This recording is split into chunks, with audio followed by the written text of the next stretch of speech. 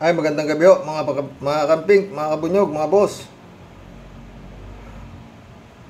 Matagal to. Magbibigay ho tayo ng reaksyon dito sa vlog ni Atty. Libayan. 21 hours ago ho ito eh. At meron hong 10,000 views.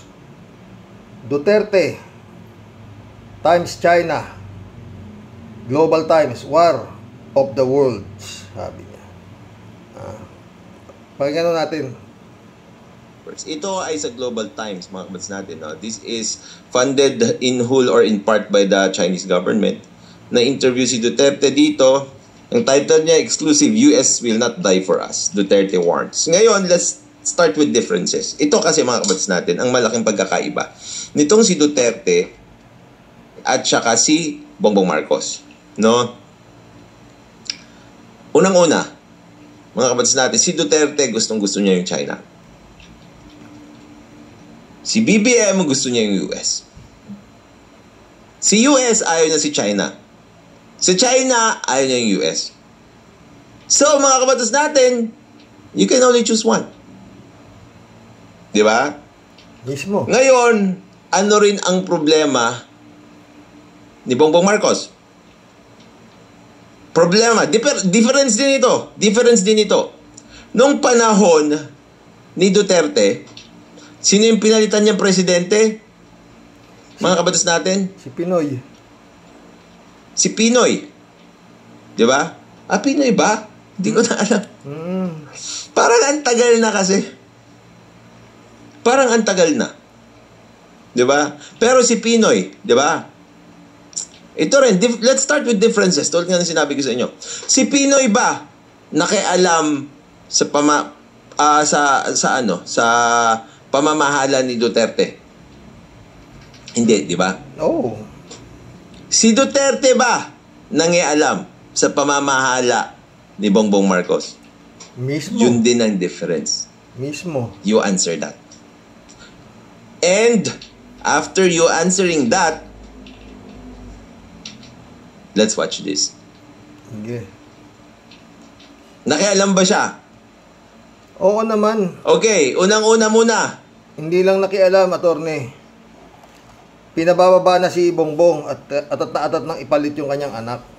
Oo. Para balik sila sa pwesto. Sige, tuloy. Doon sa dalawa muna. Nakialam ba si Pinoy kay Duterte? I think, mga kabatas natin, it is an overwhelming no. Yep. Right? The question now is whether or not nakikialam ba? Considered pakikialam ba ngayon yung ginagawa ni Duterte doon sa pamamahala ni PBBM? Oo naman. Hindi lang nga pakialam eh. Yes or no? Uulitin ko yung tanong. Considered na pakikialam ba yung ginagawa ni Digong ngayon kay BBM? I-press nyo 1 kapag... Grabe pa nga, attorney. Hindi lang pakikialam. Talagang binabalahura niya mismo si Bongbong. At yung kanyang administrasyon mismo. Diba? Yes. I-press nyo 2 pag no.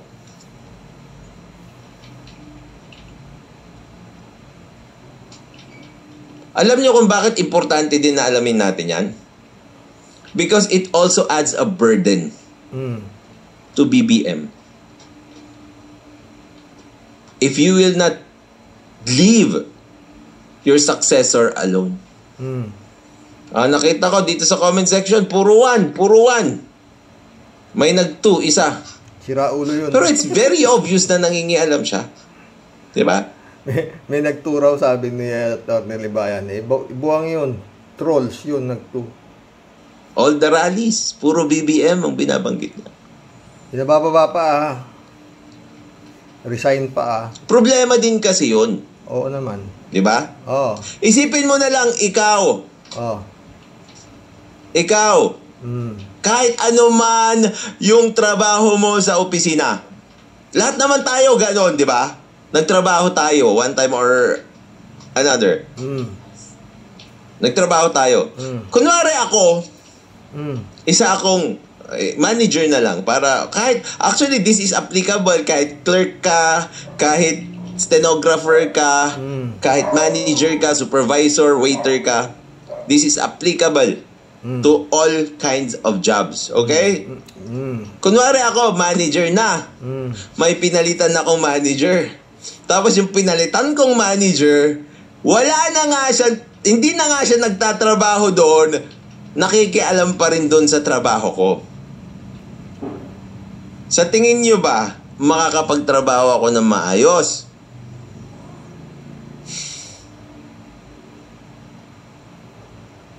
Sa tingin nyo ba Pwede rin, no, mga boss, attorney, kung yung pinalitan ng manager ay nagbibigay sa iyo ng tamang payo doon sa tinatrabaho mo dahil galing siya diyan, di ba?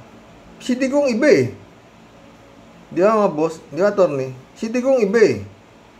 Yung kumbaga ikaw manager, pinalitan mo yung manager. Ang gusto mangyari nung pinalitan ng manager, attorney, ano eh, lumayas ka na dyan. Mag-resign ka na. Ako ulit. Parang ganun, attorney, di ba? Tuloy. Makakapagtrabaho ako ng maayos? Si Paco, adik sa sisig. Maganda pag-usapan to na may sisig sa harapan eh. Tingin. Adik sa sisig. Malakas siguro uminom si Atty. Libayan. Ako hindi. Di ba? Dagdag na trabaho ko o burden ko, yung pangingaalam nung dating nagtrabaho doon sa trinatrabaho ko ngayon. Isa pa, dahil sa pangingialam niya, lumalabas tuloy na incompetent ako. Mismo.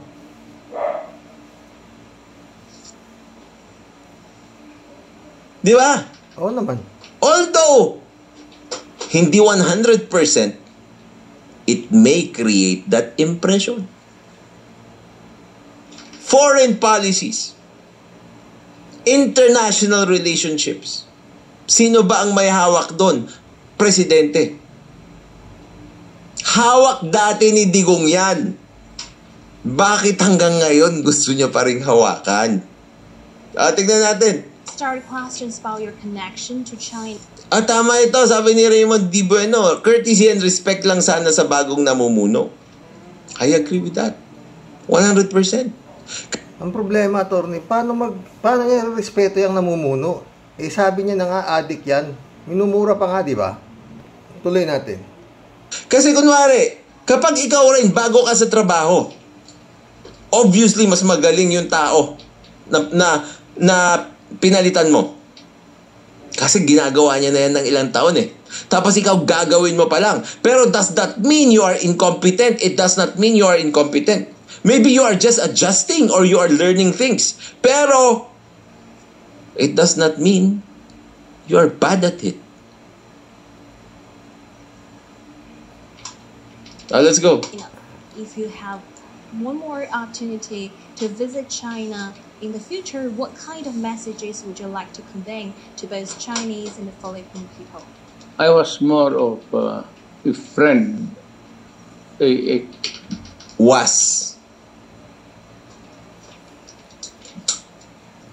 Anuhin na ho natin to. Magbigay na ho tayo ng dito kay attorney. Mahaba pa po yan. Pero ang isang tumbok niyan, yun nga, para sa kanya, mali yung ginagawa nitong si Digong. Which is mali naman talaga, no? Saan ka naman nakakita? Ito lang ang bukod tanging presidente na wala na sa pwesto. Sa dami pa ng ginawang nito.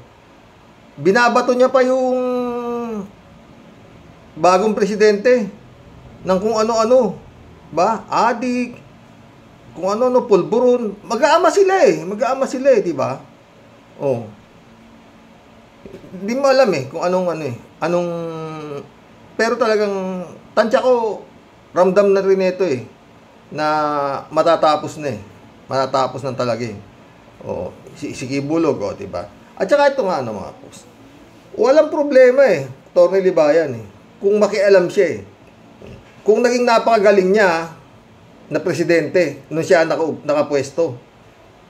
At itong tingin niya rito kay Bongbong talagang ever since sinasabi niya, he is a weak leader. Di ba? Yun ang daldal niya eh. Kaya paano kaya gusto niya, ang gusto mangyari ng tropa niya, sumunod si Bongbong sa kanya. Dahil siya magaling. Kaya ganun. Okinawa Japan, ang klase. Mabuti nga kung tamang magaling siya eh. Si Pinoy hindi na nakialam. Pero si Pinoy, nung panahon niya, di ba, pinaglaban niya yung West Philippine Sea na yan. Sabi nga ni Justice Carpio, bilyon yata inubos dyan eh, sa paglaban doon sa arbitral ruling na yan, sa UNCLOS. Nananalo tayo, pero bilyon ang inubos nitong gobyernong Pilipinas. Tapos nanalo tayo. Di ba? Ngayon, etong araw to, Duterte, nung natapos ng pumunta raw siya kay Xi Jinping, ayon sa kanya, pumunta raw siya, kasama niya raw si Lorenzana, sabi niya, si Anyo, at tinapat daw niya, harap-harapan, sabi niya. Sabi ko, Mr. President, kaya kami nandito kasi kukunin na namin yung sa amin. Nanalo kami, sabi niya. At na kami doon, di-drill na kami. Ang sinagot daw sa kanya si Xi Jinping, alam mo, ganito, magkakaroon tayo ng trouble. Wala na. Supalpal na siya. At yun na, mula noon, nung sinabi sa kanya noon, naging, kumbaga sa hindi kita kaya, di kaibigan na tayo. Yun ang ginawa ni Digong mga friend di ba? Hindi niya na nilaban. Ay, siya nga nagsasabi, di ba? Papel lang to ganun lang sa kanya. Yung pinaghirapan ni Pinoy na ipaglaban niya ang Pilipinas dito sa nananakop na to, na nambubuli na to, sa kanya, wala na. Para walang bully, kinaibigan niya raw yung bully. At yun nga, naging na siya. Marami nakakakita, naging tuta na siya ng China diba? Yun na mismo yan Yung nangyari na yan mga boss. Pero okay na sana Huwag na lang makialam dito sa nangyayari kay Marcos. Huwag na kasi hindi na siya pinakialaman ni Marcos Hindi na nga siya hinabol doon sa mga korupsyon na mantay mo sa nakakita naman mga friend nagmamagaling siya. Wala akong makita Kayo ba meron? Magaling siya mangutang. Nabaon na nga ng nabaon ba? Magmula yung panahon ni Emilio Aguinaldo hanggang sa panahon ni Pinoy, isang beses lang kinurap ni kinulapaw ni Duterte. 13 trillion ang iniwang utang. Ang naging utang nung kay Pinoy umabot lang yata ng 6 trillion lang yata nung pagdating sa kanya naging 13 trillion. Mantakin mo ba naman, ang galing talaga nito billion ang ibinigay ng mga confidential fund doon sa kanyang mga anak. Mantakin mo, hindi naman tayo sasabi niya 51 billion kay Pulong Duterte pa lang yun. Iba pa yung kay Sara Duterte, iba pa yung sa kanya. Tapos ngayon, nagmamagaling siya dito. Masyadong mga friend. Ewan ko kung anong gagawin talaga rito ni Bongbong. Kung talaga, hindi niya ibibigay sa ICC to, ewan ko. I doubt. Ganito ang nangyayari. Wala pa nga hindi pa yata na ipapaliwanag dito si Sara Duterte kung paano niya inubos yung 125 million in 11 days. Diba? Wala meron, ang layo na wala namang nasasabi lang, si Pulong Ika, 51 billion. Ang confidential fund, ganito, wala naman May nagginagawang investigasyon na thorough investigation kung saan paano inubos yung pera na yun na ibinigay nung panahon ng kanyang ama. Wala di ba mga boss? Pero binibira pa nila si Bongbong Hindi ko Bongbong, kileni ako, pero siya nag-uusapan lang natin. Iniinsultong katakot-takot, pulburon, di ba? Adik, lahat di ba? Napanood niyo na ho ba yung asawa ni yung First Lady, nagsalita na, di ba? Galit siya kay Sara Duterte. Kay Sara pa lang yan, siyempre galit din siya kay Digong. Galit siya sa mga Duterte. Dahil yun nga, sinabihan ng bangag yung asawa niya. O, ganun. Saka naman nakakita kasi mga boss. Ito lang ang bukod tanging wala na sa posisyon. Kaya pang magpatawag ng press conference para magmura lang. Kayang magpatawag ng prayer rally para magmura lang, murahin lang yung nakaupong presidente at magngangakak sila na resign, BBM resign. Putik yan, ano? Mabuti na lang, wala, maski Boy Scout, walang sumasama. Diba? Ewan, mga friend. Kung hanggang saan magtitiis si Bongbong. Pero hindi ako niniwala, Oo, hindi ako niniwala. Let us see. Sabi nga, pag nandyan na yung warrant of arrest ng ICC, diba? Diyan na magkakaalaman yan. Hanggang, hindi siya titigilan yan. Nagpa-interview pa sa Inchik, sa Global Times, pag-aari ng Inchik. Nito lang yan, kailan lang pinalabas ni Atty. 21 hours ago lang. Di ba? Grabe itong to. Sabi ko nga, di ba, para sa akin, ito pinakagrabing presidente. Mas grabe pa ito kaysa doon sa doon sa yung Marcos, mas grabe pa ito. Sobra Tapos ito pa. Kung baka yun nga, nakikialam siya sa gobyerno to si Marcos. Yung gobyerno nga niya, kabulok Ano ba ginawa nito? Sa dami ng pinatay. Nahinto ba yung droga? Hindi. Diba? Nabaon sa utang. Hanggang pag upo ni Bongbong, meron pa palang biniling mga helicopter. Nag-down payment ng 2 billion, hindi yata nabawi. Di ba? Hindi ko. Grabe to mga friend. Grabe itong si Duterte. Pero ewan ko kung saan pupulutin to. Hanggang ang salita nito si Excellency, hindi raw niya bibigay, hindi niya i-honor ang ICC, Bukas bibigay ako ng komento kay halos parehas kami ni Atty. Laila de Lima ng nasa tuktok Kausap po siya kaninang Politiscope si Atty. Laila de Lima kausap po siya ng Politiscope. At kung ano yung iniisip ko, yun din ang iniisip niya na baka yung parang inaano lang niya na hindi niya binibigla dahil baka biglang pero ramdam na yan ni Harry Roque na ibibigay yan. Ibibigay yan. At paulit-ulit, wala naman walang mag-a-advise dyan na proteksyonan mo yan. Kasi parang cuddling criminals ka na Taki mo, may warrant of arrest sa crime against humanity, proteksyonan mo. Anong itsura mo sa mundo? Alam ni Bongbong yan. At lalong alam ni First Lady na malaking kahibangan yan pag yan ang ginawa mo. Di ba?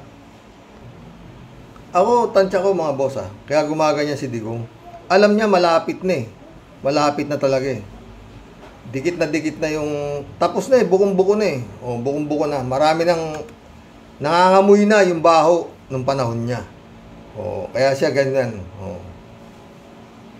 Tsaka yun nga ang problema, tingin niya sa sarili niya, napakagaling niyang tao.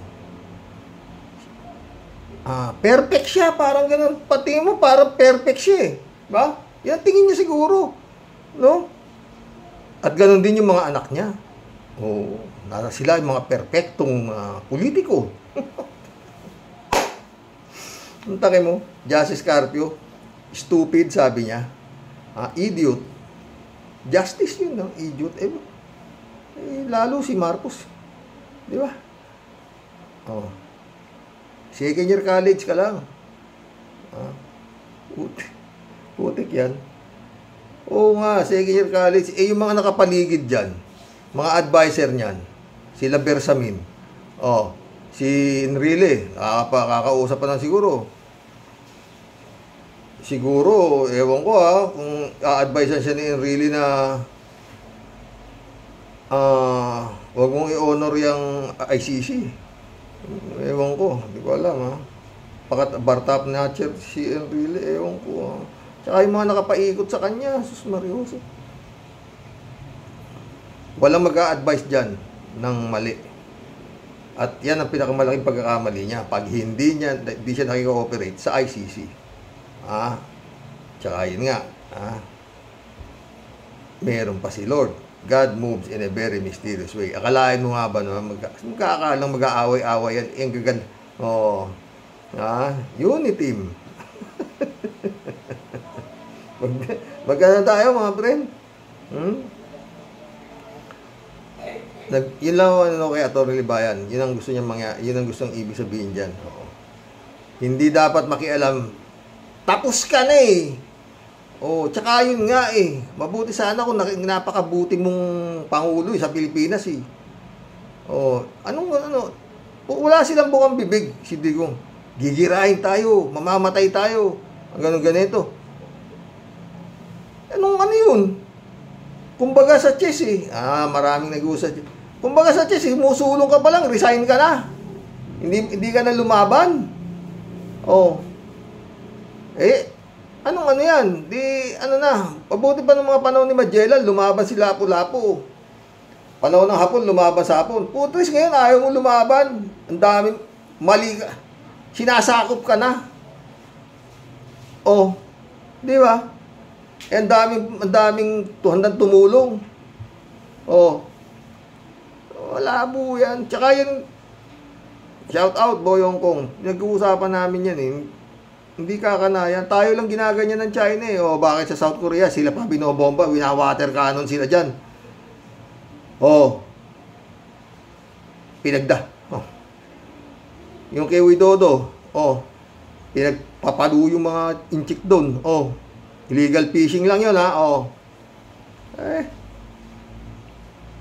hanggang kung ang mentalidad ng Pilipinas kaging mentalidad nito si Digong wala na, babatok-batukan ka na lang, di ba mga boss? Nga di mo kaya meron sumusuporta sa'yo ba't hindi kita bibirain? Kesa naman met-met pag nakikita mo ko sinusuntok mo ko.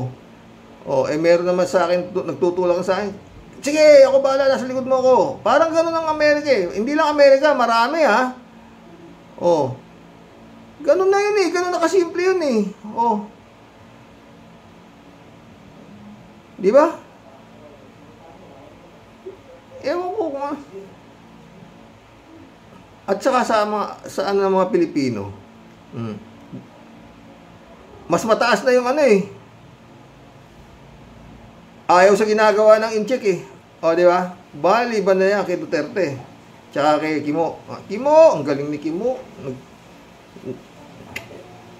Ang galing ni Kimo, nagpa-press conference si Kimo Itong mga media talaga kung minsan gustong ko. Alam niyo na nga wala kayong maano kay Kimo interview pa kayo na interview. Ko bukas siguro pakinggan natin gusto niyo ba si Kimo bukas? Ang ganda yung press conference ni Kimo. Ang ganda. Pinanood ko sumakit ang ulo ko. Kimo. Si Atty. Libayan nalasing kay Kimo. Tala Libayan, shout out. Conchita Castillejo, shout out. Good evening po, good evening. Conchita Castillejo Soleto. Dapat dito sa Pilipinas gawin yan. Yung vlog ko kagabi, ito po, yung tungkol sa bilyonarya na negosyante na nabit. Ano pa pala po yan meron pa pong 85 na mga sangkot doon sa multi-billion dollars na malaki, 24 billion pala yun. Putik yan. 11 years po palang kinananong babae tsaka nung asawa niya. 85 na mga nasa gobyerno ang Basta mga maraming nagtatrabaho sa gobyerno na nilalagyan niya, binabribe niya. Kaya nakapag ano siya, oo.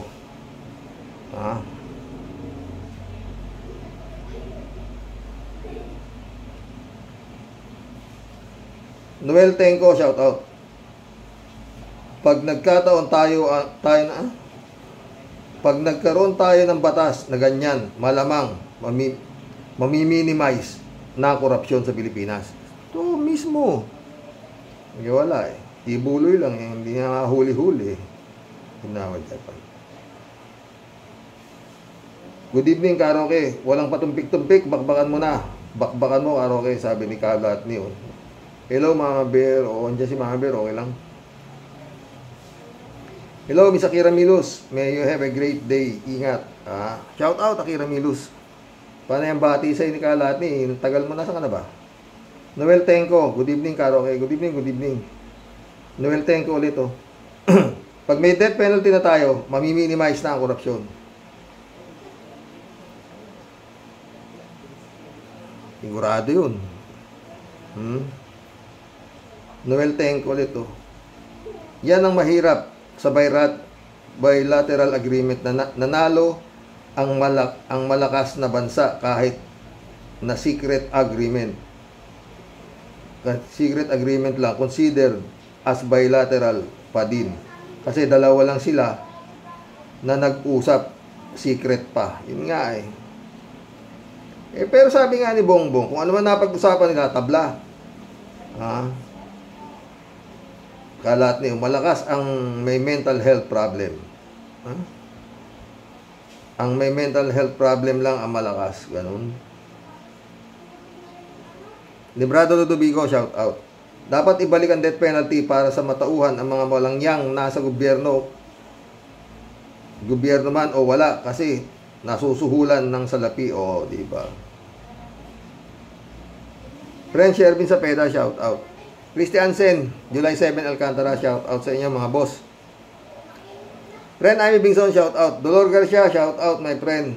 Ay, nag-comment si Dolor dito. Mamaya basahin ko. Sabi niya, AS Rocks, sabi ni Prince Shervin. Huwag ganon. Siyempre, ibahin mo naman po ang Pilipinas. Nag-iisa po tayo. Wala po tayong katulad. Tunay pong katangi-tangi. Sobra pong nakakadiri. Ang hustisya po, nating mas nakakasokwa pa po sa mabawong putik at burak. Totoo yan. Sobra po talagang nakakasuka. Mga pesting yawa. Pwe, mainit ang ulo na naman ni Tia Deli. Johnny Alacadin, shout out Harox, may malalim na dahilan kaya hindi kayang kasuhan ni PBBM si Digong. Baka mapunta kay Atty. Lenny ang kapangyarihan. Maasa sila na ewan ko. Tsaka itong pakikialam ni Digong sa kay Bongbong, no? Bakit? Pwede namang tumawag lang at may isasuggest ka. Mag-usap kayong dalawa. O, di ba? So kay Xi Jinping, meron kay secret deal eh. Bakit hindi mo makausap si Bongbong ng dalawa lang kayo? Pwede naman. Bakit kailangan mo magpatawag ng press conference? Bakit kailangan mo magkaroon ng prayer rally, peace rally, kung ano nung rally, mumurahin mo lang si Bongbong? Ano ka? Tama sabi ni Atty. Lenny Robredo. Grabe ang mental health problem. Ang problema, nandun sa Davao. Jaime Villapando, shout out. Adik ng adik. Sino ba mas mukhang adik? Tignan nyo nga itsura ni Baste. Tsaka nitong si His Excellency. Kung sino magmukhang adik. Sino ba mas mukhang gumaganyan yung mata,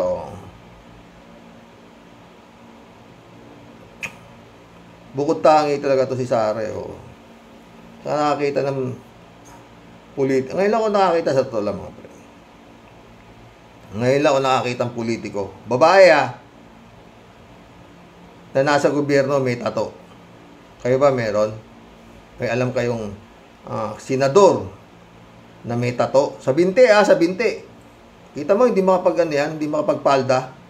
Kasi nakita mo yung tato sa binti yan, laki. Halos buong binti yan, tato eh. Kanan yata o nasa kanan. Oo. Kaya puro pantalon siya. Kung matino ka ba na ama sa iyo, ako akin puro lalaki mga anak ko hindi nila kayang gawin yan, yung tato. Ay, tatamaan sila sa akin hindi pwede sa akin. Ako walang tato, kayo magtatato, sampalin ko kayo di ba? Tsaka hindi ko gusto. Ayoko yan. Pero si Digong, laki ng tattoo ni Sarah, di ba? Sino adik na rin? Di ba? Colored pa eh. Kita ko eh. Masayaw siyang ganun siya. Nakapalda siya noon. Ang laki ng tattoo.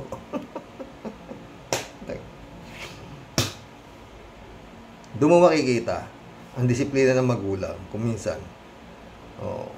Sa anak. Si Basti, tatad ng tattoo, meron pa rito kung anong tattoo. Halos buong katawan ni Basti, may tattoo. Diba? Si Pulong, ayaw papakita kay di ba? Kay Trillanes, yung tattoo niya sa likod na dragon. Ayaw niya, diba? Sino ang adik ngayon? Sinong mas mukhang adik? Yan tatad ka ng tattoo o ano? Wala kang tattoo, diba? Tsaka daw magsalita sila, iba di ba? Jaime Villapando, good evening Sir Rox. Kawawa ang nangyayari sa bayan dahil sa mga bugok na namamahala. Dahil sa mga bugok na manghahalal na nagpapaupo ng mga bugok na politiko. Mismo, Jaime. Lady Sanita, shout out. Magandang gabi, Sir Roque, to your loving wife at sa aming mga sumusubaybay sa iyong programa. Thank you po. Stay safe. God bless po. God bless, Lady Sanita. Ferdinand San Juan, shout out Good evening, Ka Roque. Naging malala ang katiwalian at humina ang hustisya simula nang maupo si Duterte. Ngayon, PBBM na ganun pa rin ang nangyayari. May pagkatakipan pang nangyayari bagamat may alitan ang Duterte at Marcos. Yun nga matuto at magising na muli ang taong bayan sa katotohanan. Pumili ng kandidatong may malinis, may aral at yung magandang track record sa 2025 at 2028. Sana nga, friend. Pero yun nga, mabigat dyan yung Comelec Hindi kuminsan yung Comelec yata namimili kung sino mananalo Parang kung titingnan ko parang magkasubot yung Comelec saka yung survey firm Malamig na naman yung Sprite na iniinom ko. Hindi ako maalis ng malat. Jasper. Ito.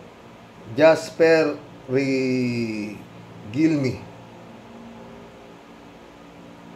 Welcome to the club, Jasper Gilmi. Kaya ayaw galawin ng DDS ang China at wala silang kibo kasi may pangako sa kanila ang China na sila ang mananalo sa susunod na presidential election. Yun ang nakakatakot, baka tapos na David Ali Mendoza, shout out. Karox, may butas po kasi ang mga batas natin.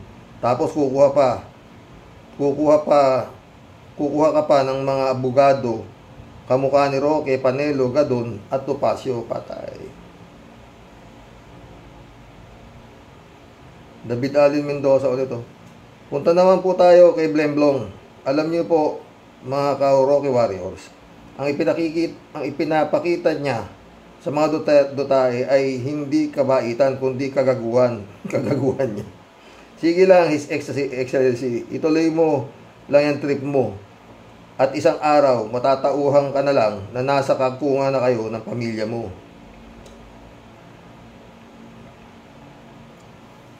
Pag hindi siya nag-isip-isip ng mabuti.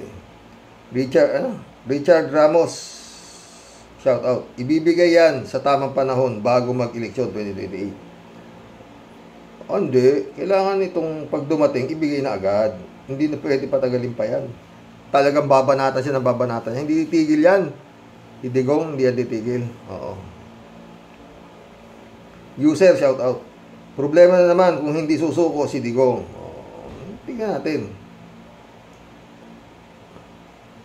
Ren Sherwin sa PEDA ulit. Xerox, sa itinatakbo ng grabing kaguluhan po ng gobyerno po nating parang halukay ube, walang tamang direksyon, di lang talaga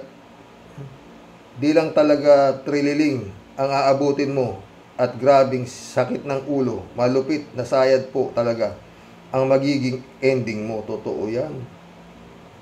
Ay Jesus Mariosep po, Lord, kaawaan mo po sana ang bansa naming sisingap-singap at ubod po talaga ng gulo.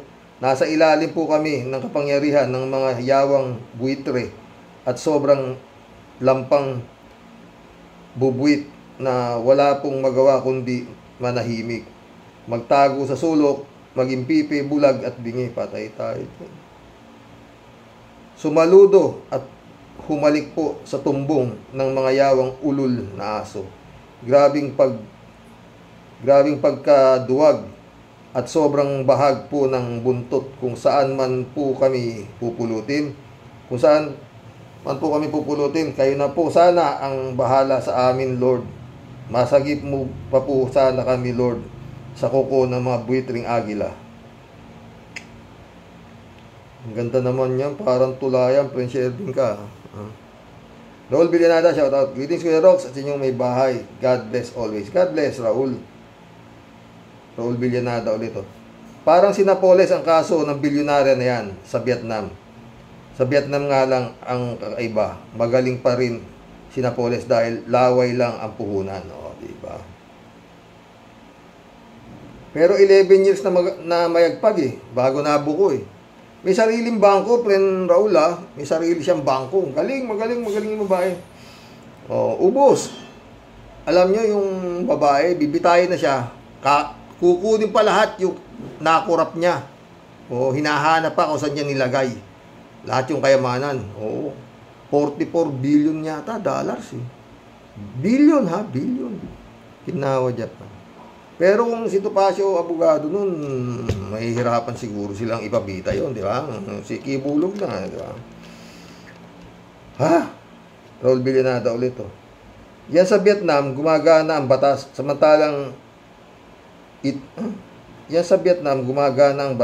Samantalang ito bilyonarya.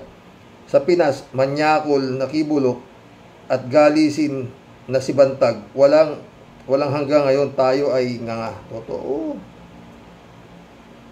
Yannick Ordobe, shout out. Kapal ng mukha dito sa Pilipinas. Sinasakop na tayo ng mga magnanakaw. Pelabot, shout out. Kasi fake president si BBM. Takot saba ni Digong sa pandaraya sa eleksyon. Kaya kampi kay Digong at Sara. Wala kang kwenta BBM. Ayaw mo pa isuko si Digong sa ICC. Oh, totoo. Pero bukas tatalakayin natin yung Senador Laila de Lima. Oh. Halos iisa ang halos iisa ang aming inaasahan. Chupista Bunao, shout out. Good PM Kuya Roque at sa mga Warriors. Grabe talaga kuya. Ang sarap ng buhay ng mga dudes. Bilyon ang pera nila. Laway lang puhunan. Sila samantalang tayo dugo at pawis ang puhunan natin sa kaunting halaga. Mismo. Sa kanila pinupulot lang nila eh. No? Elizabeth Iscare, shout out ha. Good evening Sir Rox. Kakaiba talaga ang bansa natin. Isipin ninyo, ang mga korap sa Vietnam napaparusahan ng kamatayan at ang lahat ng sangkot makukulong. Baligtad sa ating bansa. Dito, mas yumayaman, nagiging president at politiko.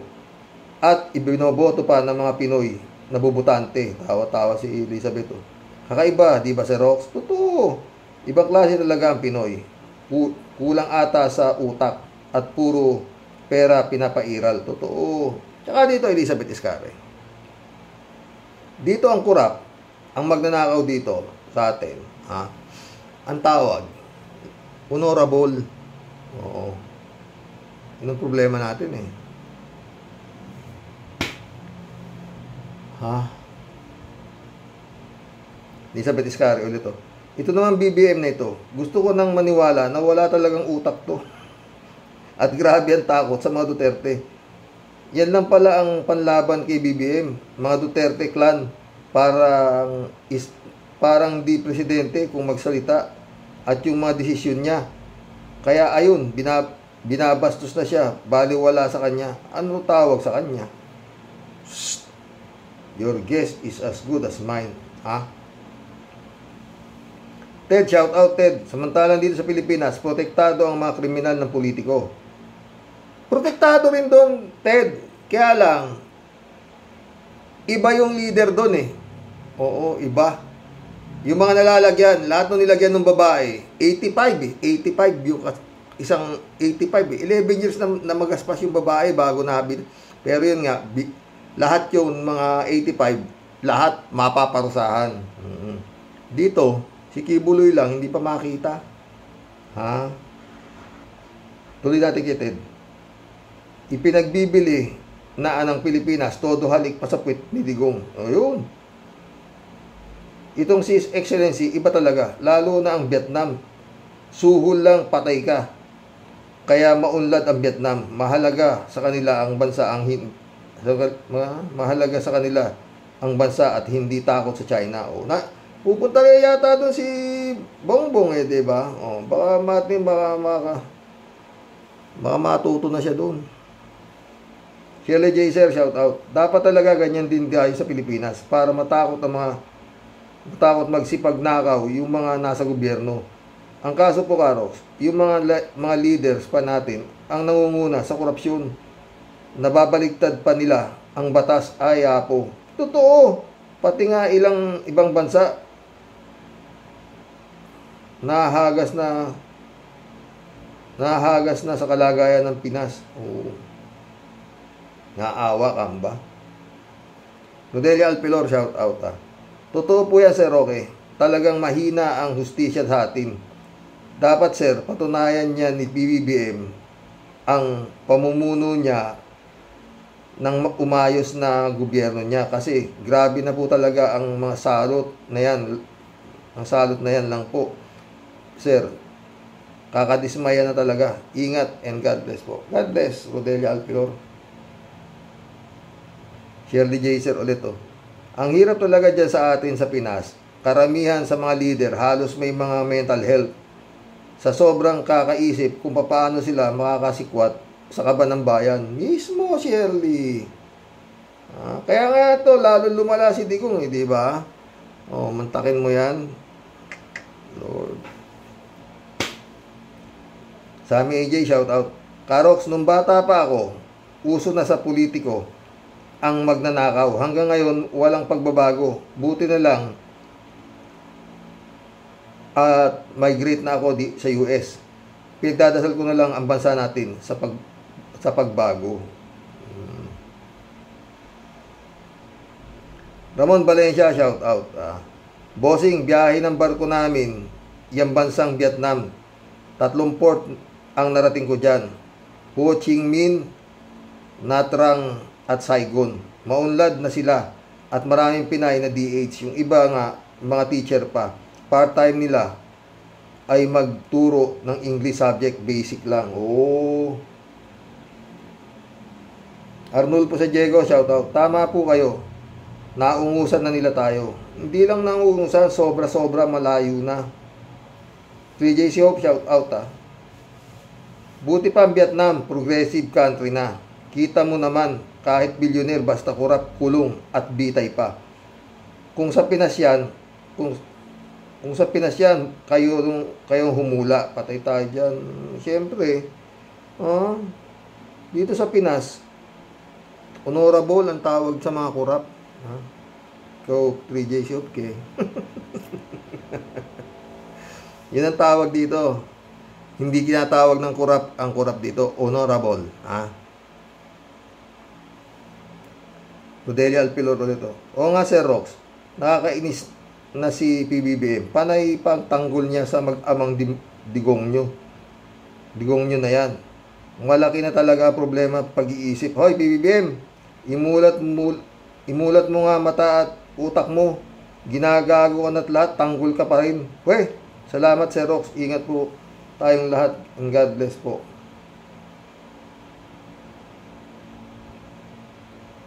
User, oh. Sabi ni user, 2 tonelada. Makaraan lang ilang araw, 1.9 na lang. Ilang araw, more 1.4 na lang. Nababawasan ng 600 kilo. Yung natitira malamang, susunugin ko no at papalitan ng fake na shabu. At sila ang magbabenta. Hati-hati ang mga nakahuli. Duterte at Marcos, walang pinag-iba. Mga durobo, pare-pareho kayong mga animal. Mainit ang ulo itong user nito. Alberto Olaer, shout out ha. Karoke, ang rally sa Tagum City, Davao del Norte, tinatawag nilang maisog rally. Sa Tagalog, matapang rally. Sabay sigaw ni Pantelion Alvarez. Mga taga Luzon, mga duwag, sabi ng kaibigan, kapwa kong duwag.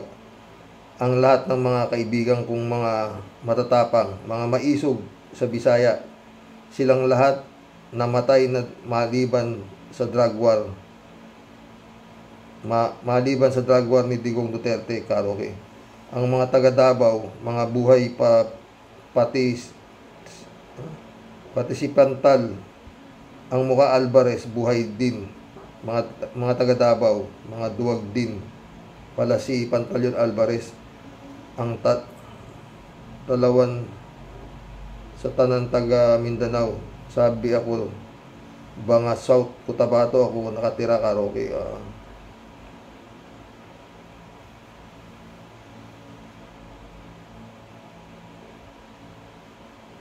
Ted ulit, oh. Nakakatawan man itong mga nakahuli ng droga sa Batangas. Nagtanong daw ng estimate ang media kung gaano karaming droga na kumpiska at ang halaga nito. Sabi nila ay mga 2 tonelada at nagkakahalaga ng 13.3 billion pesos. Ngunit pagkatapos ng inventaryo ay 1.4 na tonelada na lamang ang nakakahalaga ng 9.6 billion pesos na lang. Ang sabi naman ni Atty. Lourdes Zapanta, kung hindi nagtanong ang media ng estimate ay hindi naging 13 billion pesos ang halaga na naibalita. Lumalabas na kasalanan pa ng media kung bakit ganun kalaki ang naging estimate ng droga. Sa susunod, huwag na kayong magtatanong, malaki tuloy ang nabawas sa timbang ng droga. May ibig sabihin ka naman, Ted, eh. Fiona Garingalo, shout out. Weak na leader si Marcos Jr. Takot na takot kay Digong. Yan. Fiona ulit, oh. Nawawala na ang support ko kay PBBM. Walang bayag. Ang galit na. Malay mo naman, friend. Magbago isip niya pag nandyan ang ICC, ha? Fiona ulit, oh. Mukhang may mental health din si Marcos Jr. Manhid sa insulto kasi. Yun. Christian Chengnak, shout out. Have a nice evening po, Tay Rox at sa mga ka-warriors. Pink waves. Saan man panig ng mundo. Ayos po sana yung ganyang batas. Death penalty. Kaya lang, wala nga pong ganyan dito sa Pilipinas. Totoo yan. Shout out, Emans Calonanak. Shout out, ha. Lili Chang, shout out. Sabi Lili Chang, hindi na kasalanan ni Duterte ang mga kapalpakan. Hindi na kasalanan ni Duterte ang mga kapalpakan niya, kundi nasa presidente na yung kung paano niya hahabulin at pagugulungin ang pangil ng batas. Eh siya pa nagkakanlong. Ano yan? Yung siyabong nasabat, mukhang sinadya, drama para palabasing mahusay si Junior. Kaso, kaduda-duda. Eh saan niluluto yan, paano na i-transport? Kawawan driver. Natakam sa 6K na bilyon-bilyon halaga ang shabu. Hindi ako niniwala doon, Lili Chang. Hindi ako naniwala 6K lang yun. Baka kasabwat pa yun eh. Pero bahala na rin. Bahala na sila. Kung paano drama nila. Magmamalaki pa si Junior kung nahuli niya pinanggalingan ng Shabu. Kung driver lang nahuli niya, palpak ka ecstasy. Baka sa'yo yung Shabu, deliver paano kasi nasabat. Pinatatawa mo naman ako, bongbong. Si Li Chang, hirap talaga kausap to. Parang si kalat nito sa totoo lang. Hindi ganun kadali pabilibin. Anyway, halos lahat naman tayo rito di ba? Maski ako, duda rin ako. Totoo. Christian Cheng ulit Alam niyo po, kahit halimbawa ay may death penalty din sa Pilipinas, wala pa rin, kasi po, didepende din yan sa sino ang head of government. Pag halimbawa, kaalyadong sisintensyahan, excuse yan.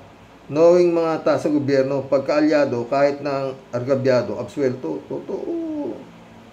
Diba? 3J Soap, sumagot na naman siya.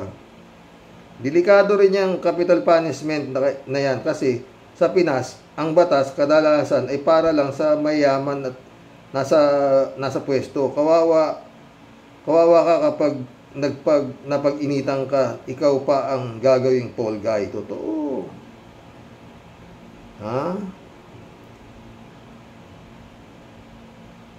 Christian Cheng ulit yung about naman po sa nasa koting pulburon, ecstasy ay mala cocaine pala. Wala ho yan. Short film lamang yan. Patay tayo dyan. Parang ganun nga di ba? Christian Cheng ulit Tama po tayo, Tatay Roque. Bakit ba kasi di pa ni cocaine ipa-ICC ang biyanan niya? Fentanyl dugong. Sa bagay po, tay, di ba sabi ko nga po sa mga comments ko, before at sa lahat halos ng mga comments ko, sa mga content ng mga vloggers na matitino, sabi ko, never yan ipapakulong ni Iwe si Kirat sa ICC. Otherwise, it's totally laglagan time. Dalawa na sa highest level sapagkat times. Dalawa the highest level. Salamat po for reading my comments, Tyrox. Regards po kay Nanay Cecil. Stay safe po. Okay lang si Nanay, friend. User ulit Naku, good evening po, Sir Rox. Tagal kong hindi nakapag-comment kasi nga po hanggang ngayon war pa rin dito. Ang masasabi ko, may tama nga si BBM Lutang. Patay tayo dyan. Sandra Daisy ang death penalty ay para sa mga mahirap tulad ng tukhang ng mga Duterte at mga DDS. Shout out Cassandra Daisy.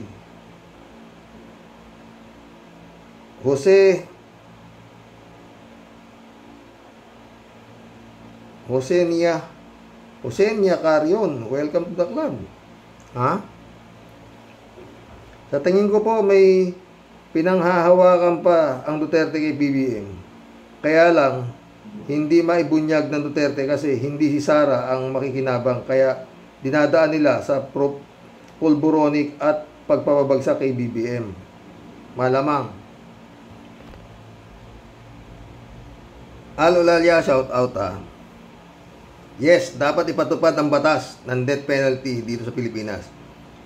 Hindi yung ang mga Jablon Duterte at mga galamay niya, mga galamay na gaya ni Natebes at Bantag at iba pa, ang nagpapatupad lamang nito sa pamamagitan ng summary execution. Good day sa Rox at sa mga ka-warriors. God bless. God bless at Ulalia.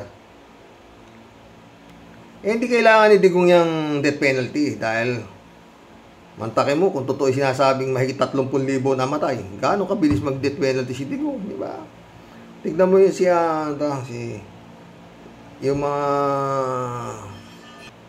mga paruhinog, hindi na umaabot ng korte. Pag-serve pa lang ng warrant, pantay na yung paa, mag-asawa, o, tapos kinuha si, yung babae. O, yun, life imprisonment naman ang inabot. Tapos si Abuera Mayor nakakulong na. Sinerba ng warrant. O, lumaban, patay din. O, di wala na, hindi na umabot sa korte. Di ba? Mabilis yung, death penalty ni Digong nung panahon niya. Ang bilis. Grabe, no? Danilo Santos, shout out. Pag wala lang gagawin si Marcos sa takbo ng bansa, tama nga mag-resign na siya. Ang problema, baka Duterte na naman ang hahawak, patay tayo. Di ba, Boss Rock? So, yun nga. Kaya sabi nga ni Kapersi, pagtiyagaan na yan. Di ba? Danilo Santos ulit. Boss Rocks, dapat siguro payuhan na ng mga liberal at dilawan pinglawan si Marcos kung anong dapat gawin. Kasi kawawa na naman ang bansa pag napasa kamay na naman ng mga Duterte ang bansa. Sigurado. Pero hindi mangyayari yan, friend. Hindi mangyayari yan. Danilo Santos ulit. Mr. President, alisin mo na yan bait-baitan mo. Wag mo na yan baliwalain. Baka paggising isang umaga, wala ka na sa palasyo. Di ba? Amado Galang, shout out Sabi niya, hindi pwedeng ibalik ang death penalty sa Pilipinas dahil corrupt ang gobyerno. Ang mga mahihirap lang ang mga ma-execute. Ang mayaman, absuelto. Kung kagaya ng Vietnam, ang Pilipinas pwedeng ibalik ang death penalty. Mismo, ang galing mo, Amado. Maski ako, ayoko rin, di ba? Eto. Elisa Puna. Welcome to the club. There is no justice in the Philippines. Si Bongbong hindi mabait. Takot lang yan kay Duterte. Batay tayo dyan. Marilu Pabianak, shout out Good morning po tayo at sa mga kawaryos. Sa sobrang korupsyon sa ating bansa, na nagiging sanhi ng pagiging hirap ng ating bansa, dapat nang marahil na magkaroon tayo ng ganyang parusa para naman magkaroon ng takot ang mga magnanakaw sa ating kaban ng bayan. God bless us po tayo at sa mga kawaryos. God bless, Marilu Pabian. Mary Grace Santos, shout out Agree, malala pa sa malala ang mental health kaysa sa mga ordinaryong tao ng mga nakaupo sa gobyerno. Federico Mandak, shout out. Kung hindi ako nagkakamali, sa panahon ni Gloria, inalis ang death penalty pagkatapos mabitay si Echegaray. Inalis nila yan pabor sa mga mental health na politiko para magawa nila ang gusto nila. Gusto, lalo na sa pagnanakaw ng pera. Ngayon maraming gustong ibalik yan, pero yung mga mental health na politiko ayaw gawin kasi sila ang tatamaan. Kaya maswerte yung mga bansa na may death penalty para maiwasan ang pangungulimbat ng mga kahaman na politiko at maimpluwensyang tao. Totoo yan, Federico Mandak. Sandra Daisy ulit President Marcos Jr., magtatatlong taon ka na sa pwesto pero wala ka pang naipapakulong na malaking tao na kurap. Gayahin mo si Pinoy. Ikinulong ang mga senador Revilla, Estrada, Enrile, ex-President Gloria. Pinalaya naman ni Digonggong. Ay nako, Vietnam, kaya pala marami ang lumilipat sa inyo tulad ng Apple, Nike at iba pang big negosyante. Deadma sila sa ating bansa na sangkatutak ang politikong mandurugas. Totoo. Di ba, tama si Cassandra, meron ng mga cellphone na made in Vietnam, di ba? Mga Nike made in Vietnam, Dito sa atin, wala Ultimo tansya yata rito, imported pa yung tansya ng Coca-Cola, di ba? Mag-isang ko, June 360, my friend, shout out. Sabi niya, good day, Manong Roque. Pag yan na-implement sa Pilipinas, ubos ang Senado, Kongreso, at mga local leaders. Kung may maiiwan man, yun na po yung talagang mapagkakatiwalaang leader. Dasal.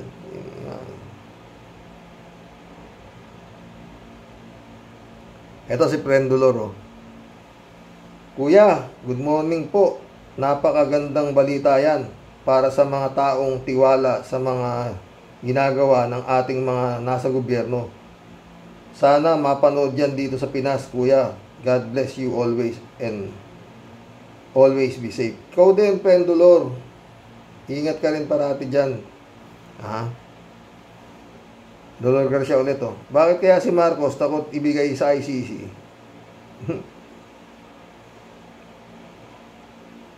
Yun nga eh. Sumagot si 3J Siop. Sa tingin ko hindi takot si BBM ibigay si Diggs sa ICC kasi gumagalaw o hindi si BBM.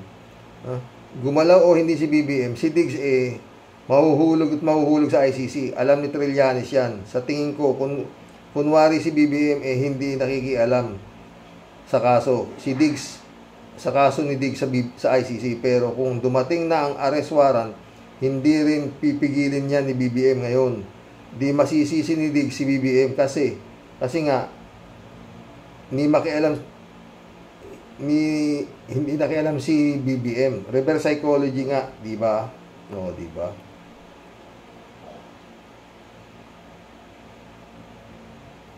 Dolor Garcia ulit, oh. Kaya pati si Sara ipinagtatanggol pa ni Marcos. Ano kaya meron si Marcos sa mga Duterte? Hindi ko rin alam, trend. Oo. Pero sana nga, 3JC ulit, no? Alam mo, Sir Rox, parang nako-confirm na ang hula ko na si BBM hindi gumaganti sa mga dudes ng harapan. Si BBM subtle lang ang galaw. Kita mo, ang sabi ni Ka Enzo, mukhang kinakausap nila si Atty. Lenny para ibigay ang posisyon na Secretary of DepEd, meaning may balak si BBM na ligwakin si Sara sa posisyon. Malakas din ang kutob ko sa totoong kinakausap nila si Atty. Lenny. Oh, pwede.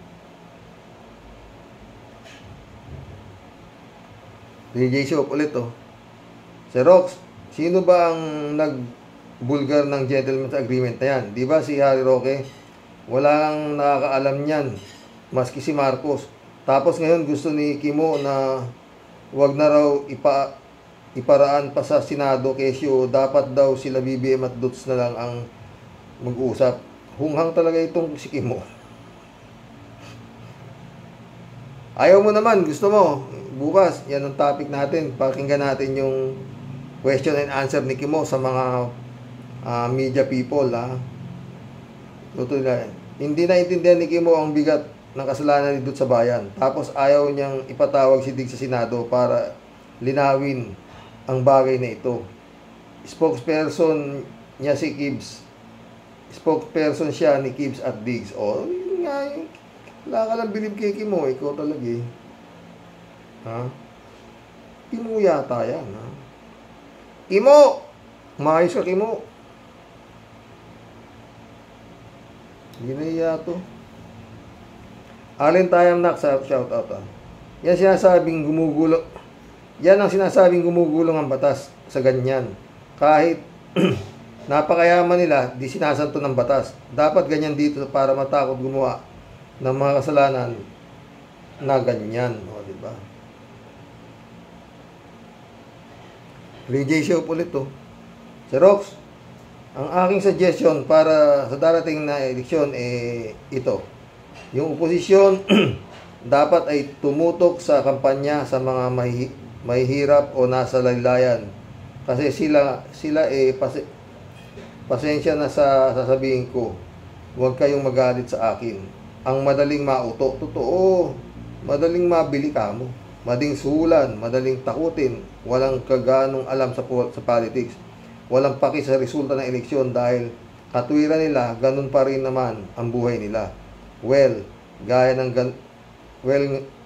Kaya nga ganun pa rin ang buhay nila dahil they keep voting for the wrong person. Kamag-alala, 3J Shop ka. Pag nakatakbo si Boom Tarat-Tarat, tignan mo. Number 1 yan. Sabi ko siya, malala na nga yung mental health di ba? Aralin tayo mo nito. Dapat pinaimbestigahan yan ni BBM, si Duterte, para maliwanagan na. Maliwanag ang sinabi na pwedeng kasuhan si Alimaw na Duterte. Oy, BBM, ano bang inaantay mo?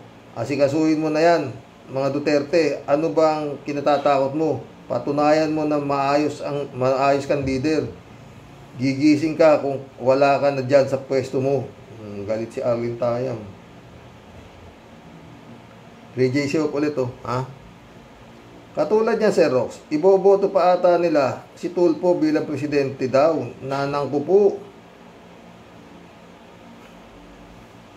Ngayon pa lang sobrang yabang na. Puro grandstanding lang alam. Lahat na lang ng kaso niya sa RTIA dinadala sa Senado. Bakit national issue ba yun? Naku, friend, PJ Hope, ewan ko nga ba dyan? Ay, nako. PJ Hope ulit. Alam mo, Sir Rox, yan si Panelo, Harry Bato, Kimo et al. They are dreaming for Duterte to be the next president para tuloy ang kanilang ligaya, pero ang Diyos ay hindi natutulog. Kita mo naman ang nangyayari dyan sa Vietnam, kahit billionaire ka pa, nakulong. Sa Dubai, kita mo naman parang dilubyo ang nangyari sa kanila. Kapag ang tadhana ang gumalaw, mahuhuli ang si Gibbs at Dutz dahil dalawa ay sobrang lapastangan sa Diyos. Kaya naniniwala akong magbabayad ang dalawang yan. Totoo yan, PJ Shopa. Arlene Tayam ulit Hoy, BBM, nakakahiya sa ibang bansa. Layas ka ng layas. Di mo alam na pinagtatawanan ang Pilipinas ng ibang bansa na ayon ikaw ay leader dito. Ang alam ng buong mundo na ang gulo dito sa Pinas, at alam rin ng hanggang ngayon ikaw, BBM, di mo pa rin na ipapakulong mga taong may malalang kaso, at ikaw ang presidente na hanggang ngayon takot pa rin kay Duterte, at papit ka talaga. Grabing kabastusan na ang ginagawa sa pamilya mo ng Duterte sa'yo, pinagtatanggol mo pa rin. Totoo, Arlene, ha? Ay, nako. His Excellency, ha? 3J show ulit, Sir Rox, kita mo naman, si First Lady Lisa, di na nakatiis. Totoo, budget na raw si Sara sa kanya. Kahit naman sinong mababad trip dyan kay Sara. Umalis si Presidente, tapos ikaw ang pinagkatiwalaan ng bansa, tapos aatin ka ng rally sa minumura Presidente mo. Tumatawa ka pa.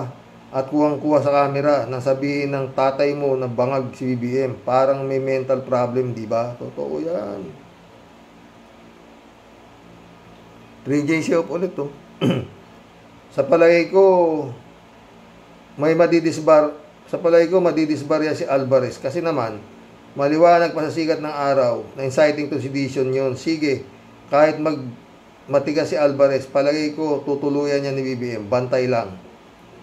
Yan ang babantayan natin talaga, 3J Shop ka. Pag hindi na disbar yan at hindi natanggal sa Kongreso yan si Alvarez na yan, na bata ni Digong, isa lang ang ibig sabihin ulit. Ha? Baka mag-isip na ako ng ibang content.